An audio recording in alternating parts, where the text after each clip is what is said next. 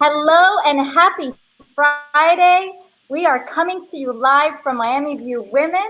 My name is Carolina Castillo, and I am surrounded by greatness, as you can see. We have a really special show. We have Miriam Dorset, our producer, our co host, entrepreneur, and author, which I adore. And we have a really special guest coming live to us from her kitchen. Diaundrea Sherill, welcome. She's a chef, entrepreneur, and community activist. Thank you for joining us. And we invite our viewers to please comment live and ask Diaundrea anything from politics to food. Because as you're going to realize, she says food and politics have a relationship.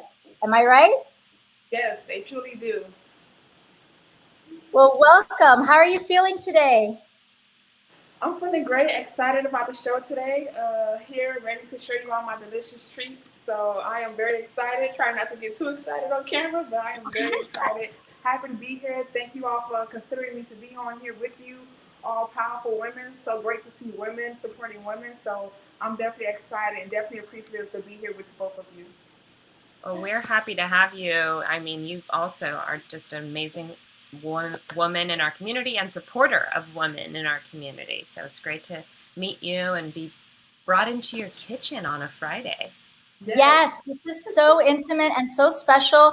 And Miriam, and the way I met Diaundrea was we were both working for our elected mayor, first woman mayor of Miami-Dade County, Danielle Levine Cava.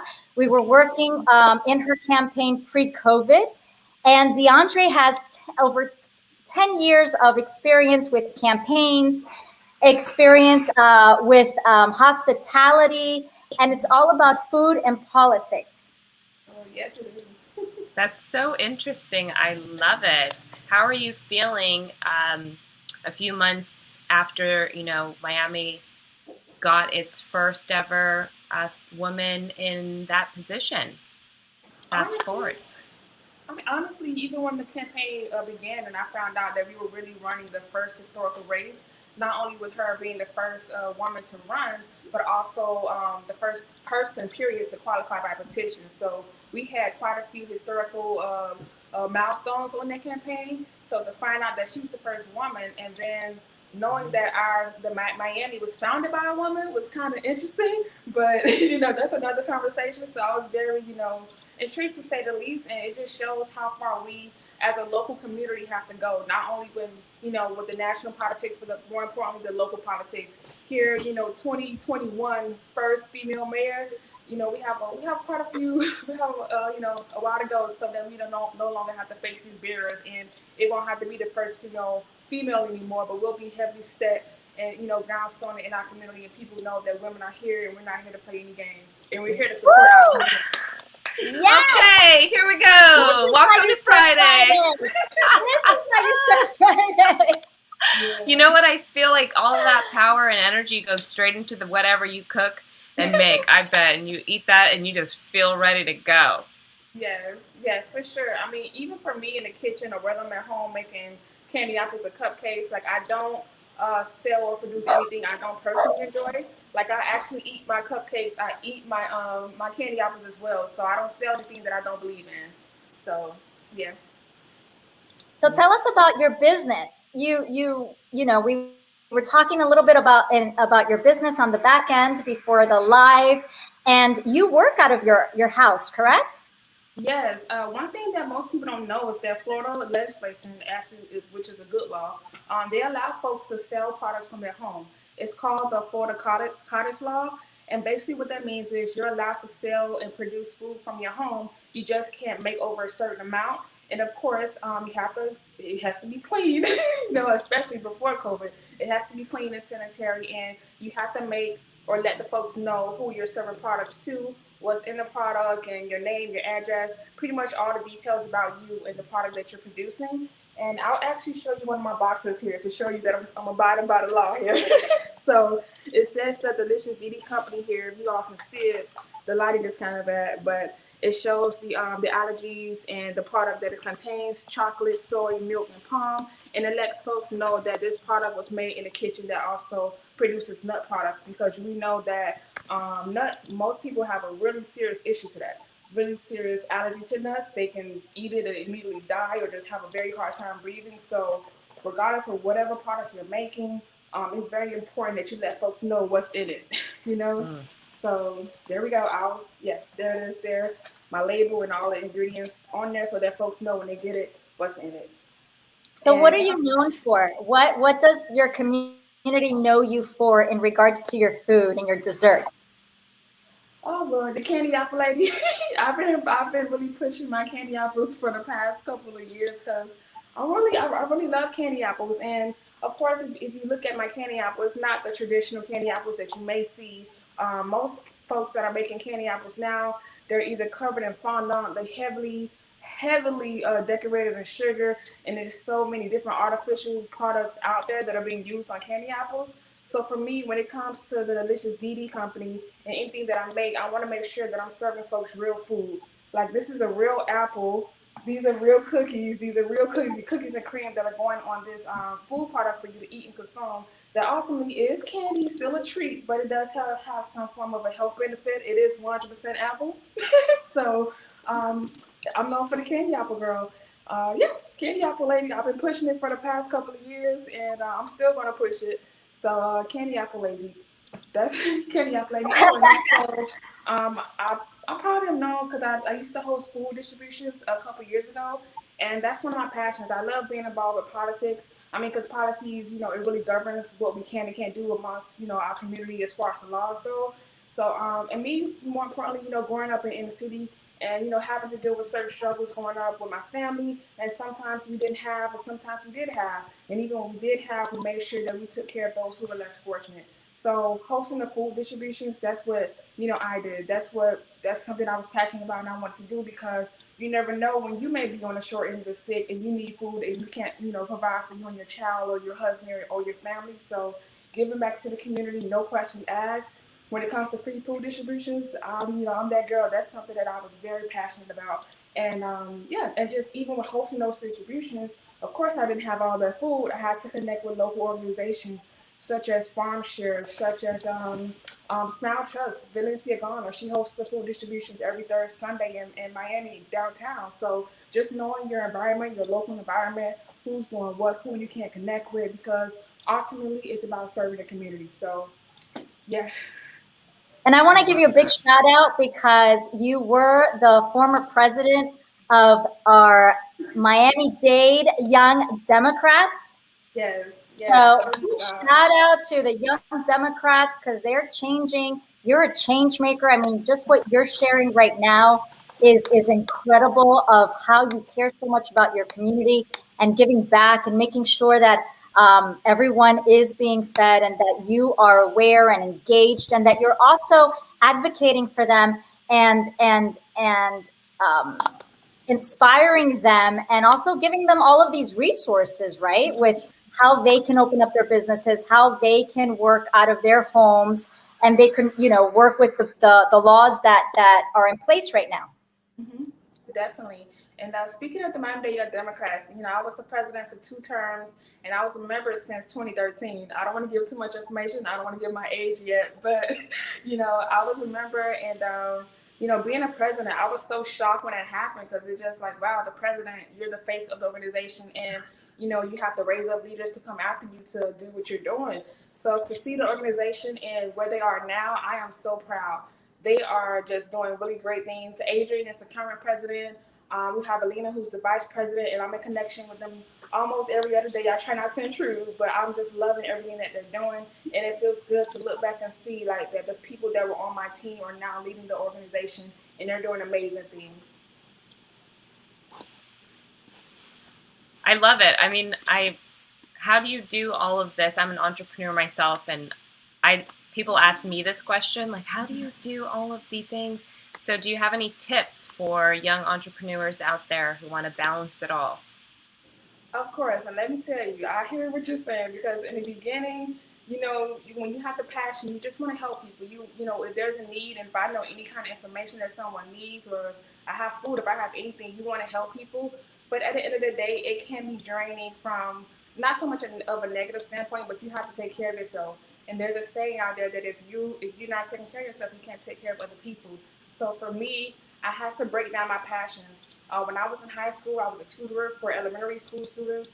And I was playing the violin. I was into the school of music. I was doing so many things. So as I got older, I had to break down my passions of what I can do, and what I wanted to do first off, and what I could do. You know what I mean? Yeah. So when it comes to me, it's very important for me now that I push my business, because working on a campaign and making that historical move, it was like, you know what, I can do that for myself.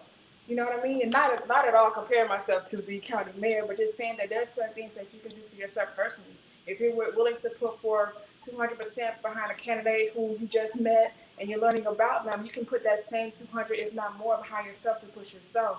So for me, I got a calendar. Long story short, I got a calendar. Before the month ends, I always write a name for that month, or set out my purpose and my goals, like what do I want to accomplish for that month. And go figure, in January, for me, it was very important to get in touch with local vendors to find out what was locally around, because what I noticed with a lot of other entrepreneurs, they were running into issues with items being out of stock because they ordered online and things of that nature. So for me, it was very important to find local vendors.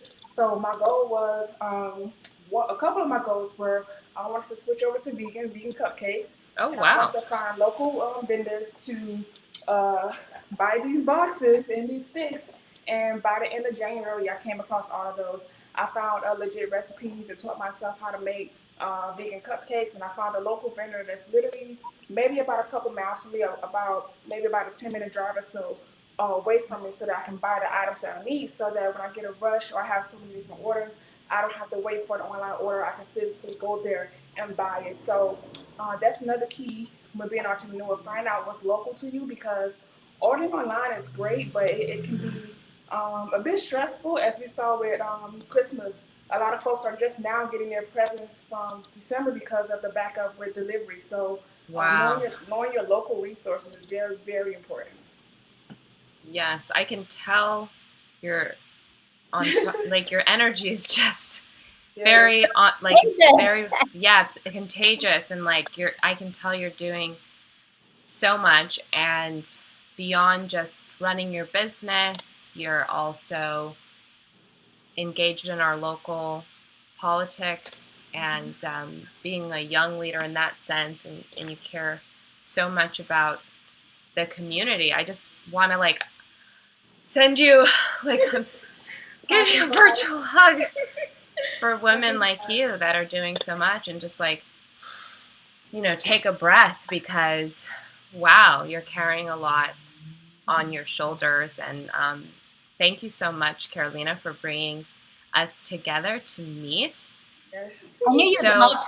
I knew you'd love her, and you haven't even heard the fun part. So I want to hear how you started with food, and I want to hear a little bit about your Disney adventure. Okay. Okay, how did I start? Okay, one thing I did forget to mention is I have a very large family, and I learned how to cook from my grandma, from from the mud. I learned how to cook from my grandma. So coming from such a large family, every Sunday meal was not like your typical one plate, two plate. It was grandiose. It was buffet. It was big. Yum. So I learned how to make these big meals for my grandma.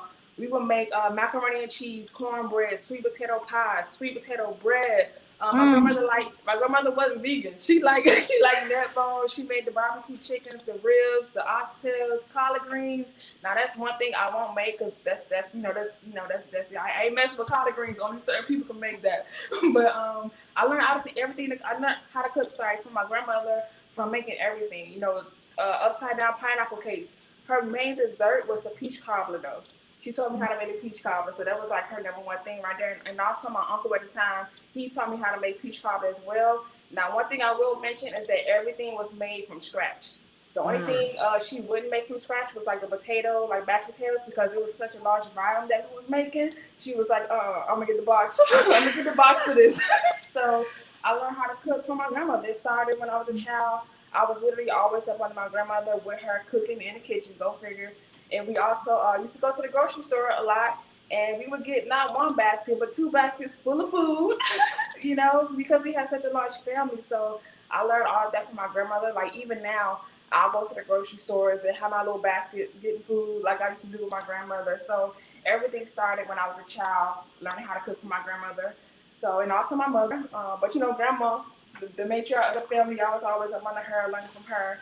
And from there, when I finished high school, I decided to, you know, to learn more professional about cooking. So I ended up going to Le Cordon Bleu. And from there, I actually went on a externship with Walt Disney World. And I was there for a whole freaking year. Let me tell you, Disney World was, oh my gosh, it was like my first real experience, because I worked in Wendy's, I worked for Starbucks, I did the fast food kind of thing, and you know, those restaurants get busy, but you know, it doesn't require as much preparation as it does to work in like a legit restaurant. And let me tell you, being at Disney, oh my God, it was a lot to do. It was a lot to manage. You know, Magic Kingdom, Plaza Restaurant. I still remember that park because not only was it the restaurant that I worked at, but it was the first park I actually visited when I went to Walt Disney World. So I remember working at Magic Kingdom at the Plaza Restaurant. It's on the entrance as soon as you walk inside of Magic Kingdom. And one of the things I remember making is the German potato salad. I remember things and places by their food. That's me. So Disney was definitely a learning experience. It was a lot to do. It was a lot to do. It was a lot to do. Sometimes we were working at least 40 to 60 hours per week. Disney had thousands of employees, thousands literally. And we were called CPs, which is college program employees. So it was a lot to manage. And let me tell you, yeah, it was a lot to manage. So Disney has its pros and also has its cons, but it was a great opportunity for me. And being there for a year as a college student, they literally provided everything for us, including housing, transportation, and we were paid weekly. The pay wasn't all that great, but it was a check, and everybody was just excited to, you know, work for Disney World, because everybody knows about Disney World, right? Disney World or Disneyland, right? So being there was definitely exciting. I learned a lot from there. And then once I finished with Disney World, I came back and I actually went to Miami-Dade College and FIU. And at FIU, I actually was able to work at the Sobe Food and Wine Festival. And while I was there, I actually started off as not a college student, but as a regular culinary student. And then I ended up being promoted as one of their culinary leads. And then from there, I went on to be a logistic lead. And it was great. That event actually happens once a year. So one of the very important things for me was having a good team, because through those experiences, I was supervising and managing a few students that were under me. So regardless of, you know, what you're doing, whether you're cooking, whether you're sewing, it's going to be very important to have communication with your team, because you can have thousands of orders, but as long as your team is effectively prepping and communicating with each other, you all can get it done. So regardless of whatever industry or job you have, it's going to be very important to communicate with your team. And even on the Daniela Levine Cava campaign, one of the things I remember is that, you know, yes, we did win, but I love my team. My team, I love my team. My team was so important for me. I love my team. I still talk to them now. So, yes, having a great team.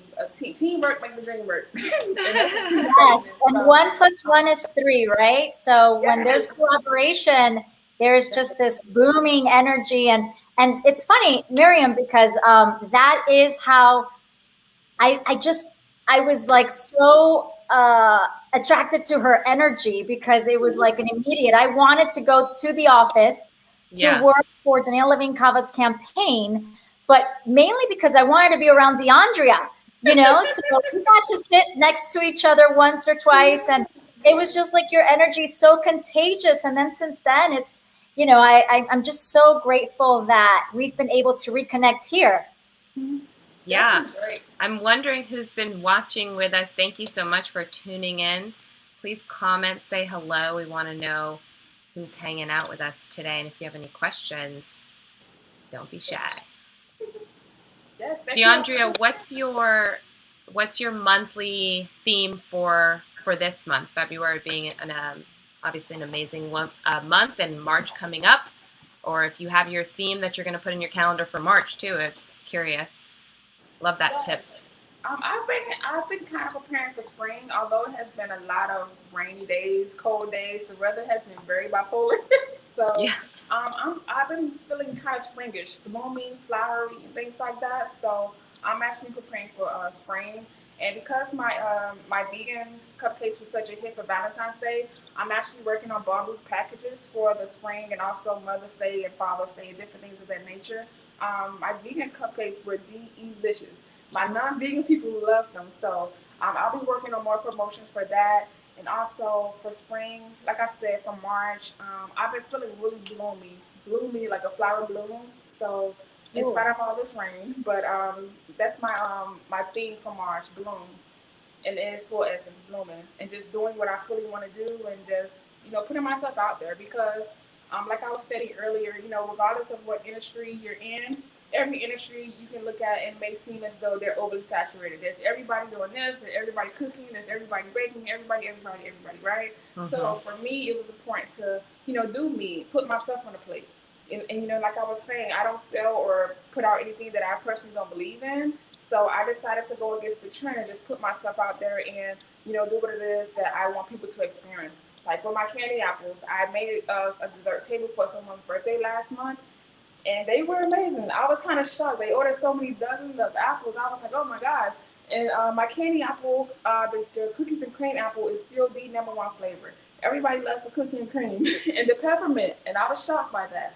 But yeah, the candy apples, when you bite into it, they're not dry, they're juicy, they make you purple, they make you bounce. You have some of your goodies there to show us? Of course I do. Of course I do. Yes, I can't wait. Yeah. I want to see them. Okay, so I'll show you all a little bit of how I prepped it. This is, first off, safety, right? Let me put on my gloves to let y'all know that my kitchen is safe and sanitary. So here's the gloves. Here's the apple. Here, it's a Granny Smith apple. Now, the apples that I typically use, they are organic. I try not to get the regular apples because some of them can be very big, and we know anything that's very big, they've been, modified. So these apples here are organic. I typically wash them in a sink and I clean them. And I let them soak so that they're at room temperature, and then I put the stick in there, not too far, not too deep, and I run it through the chocolate and coat it. And I also have cookies and things that I use here. The cookies and cream bars that I use for the apples. And here's one apple that I actually finished already. And this is actually how I package the apples here, with the label in the back and the clear window so that you can clearly see the apple here. And I'll take it out of the box so that you can see it. Yum. My mouth is watering. I'm getting hungry now. Me So here's the apple. too. My stomach's growling. And so this is my #1 flavor, the cookie and cream apple. It has the Hershey bar on it, and it also has crumbled Oreo and Oreo cookies on there with the crumbled Oreo cookie crumble and the Hershey bars on there. So you can eat so it, pretty. yeah, just like this, and just Oh my God. Yeah, so it's And so how do we order from you? Like how do Yes. we what are the next steps for us if we want to order, like if we're having a party and we want to make an order with you? What's the best way? the best way. I do have a Facebook page and Instagram. As you'll see, most of my followers are on Facebook. However, I do prefer for folks to reach out on Instagram because for me, Instagram is more visual. You can see only pictures.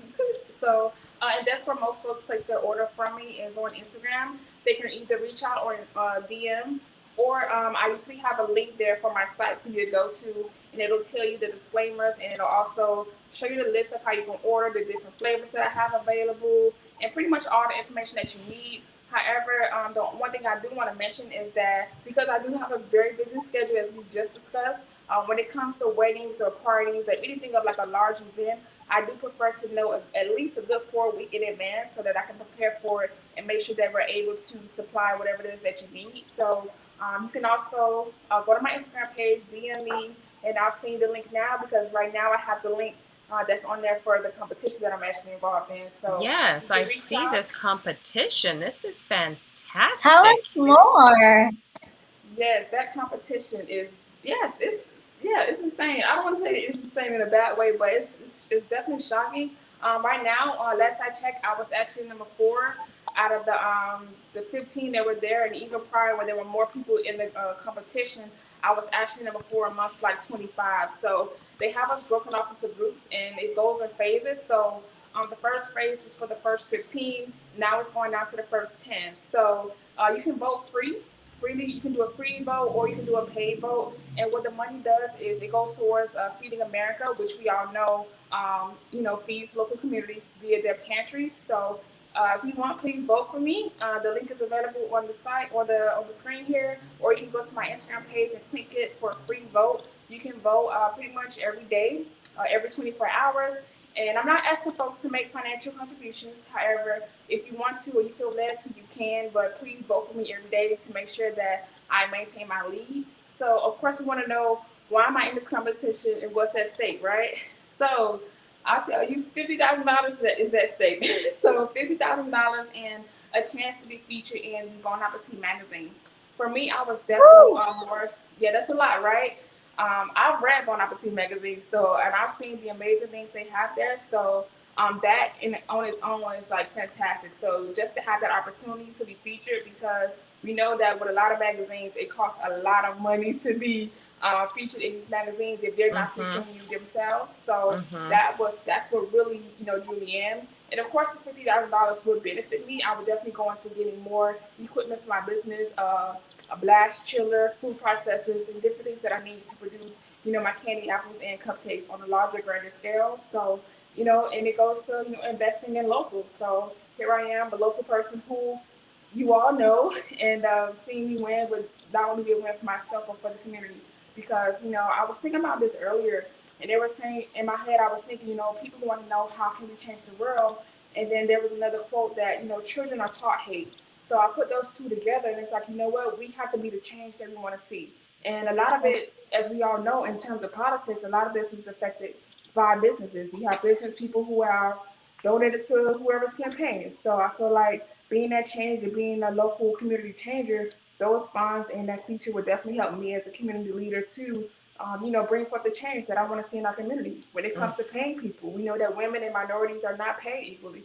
And going back to my experience working at a certain establishment, they were paying us minimum wage and we were busting our behinds off, working 60 freaking hours and getting paid the bare minimum. Why is that? You know what I mean? So having that $50,000 helps me invest to make sure that, I want to pay people for what they're doing. You know what I mean? So that's how it's going to benefit me and the community. You inspire so much, and I have something else for you to think about, which is running Oh, to be a Lord. candidate. Girl, you inspire. You are in it. You are a change maker, and I would be so, I don't just like my day would be made if you ran, because Yeah. I mean, that's how I feel. I just feel like Yeah. you are a change maker, and I so Yeah. much appreciate you. I had the same thought as you were just kind of Yes, see? rounding us This out is there. I was like, well, she needs to run for office. right. Where do you live? What neighborhood are you in? While I serve for my business, Miami and Broward County, so I'm pretty much I go within those two districts, and I'm residing between Miami and Broward County right now for Okay, the you. moment. Now I want to. Well, I'm in Liberty City myself. I was just wondering if, like, what district you would Well, be Give me representing. and you both know that I'm in the leadership team with Rootsless Miami. We yes, we promote democratic pro-choice women. So all you have to do is say the word, girl. I know. But for now, I'm saying the word about those candy apples, so y'all get at me about those candy apples. Yeah, you do have a lot on your plate. I want to, before we go and wrap things up, I want to just the beautiful art behind you. We missed out on our little because we took a little. You were traveling for our episode, right? So check Yes, I that was out. at my brother's house last week. Yes, yes. So this is Camila. So Diaundrea, because you were coming to us from a kitchen, I wanted to make it cozy and bring in flowers. And this is painted by my daughter. She created it, and she wanted it to feel cozy and like we're coming and bringing you flowers. So that was her, and you can follow her at Kami Art Life. On Instagram. I Yes. actually love flowers. I love flowers. Me too. You know, I buy my own flowers, and she knows that. So she paints me flowers, and she gets me flowers. She's amazing. Yes, and But that just flows right into my theme for next month. Bloom. I love yes, that. yes. When you were talking about spring and blooming, I was like, yes, we chose the right thing, Camila and I today. So just to honor you and to really, I feel like you're such a blessing, and I love you. So thank you for honoring us with your presence today. Oh, you're so welcome. Thank you for even considering me, for reaching out. And I definitely love this women's platform, pushing and promoting women. So I'm definitely grateful to be here. Thanks again for the opportunity. Thank you, DeAndre. Mwah.